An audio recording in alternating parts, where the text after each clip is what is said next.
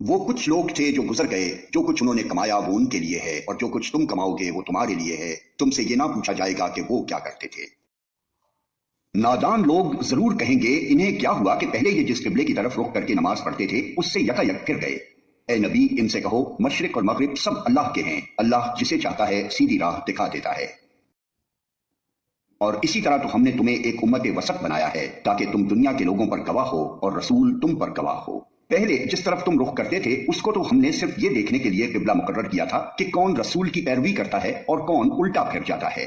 ये मामला था तो बड़ा सख्त, मगर उन लोगों के लिए कुछ भी सख्त साबित ना हुआ जो अल्लाह की हिदायत से फैज़याब थे। अल्लाह तुम्हारे इस ईमान को हरगिज़ ज़ाया ना करेगा। यकीन जानो कि वो लोगों के हक में निहायत शफीक और रहीम है।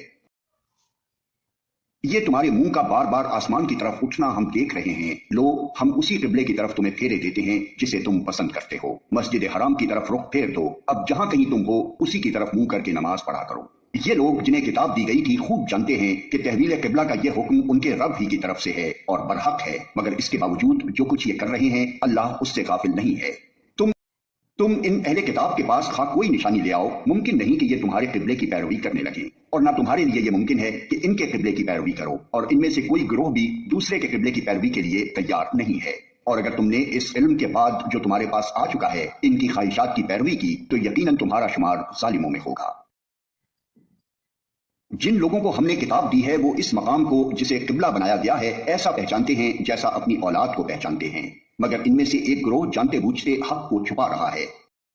ये कतई एक अम्र हक है तुम्हारे रब की तरफ से, लिहाजा इसके मुतालिक तुम हरगिज किसी शक में ना पड़ो।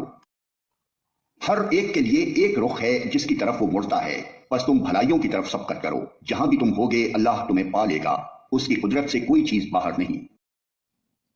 तुम्हारा गुजर जिस मकाम से भी हो वहीं से अपना रुख नमाज के वक्त मस्जिद हराम की तरफ फेर दो, क्योंकि ये तुम्हारे रब का बिल्कुल बरहक फैसला है और अल्लाह तुम लोगों के अमाल से बेखबर नहीं है।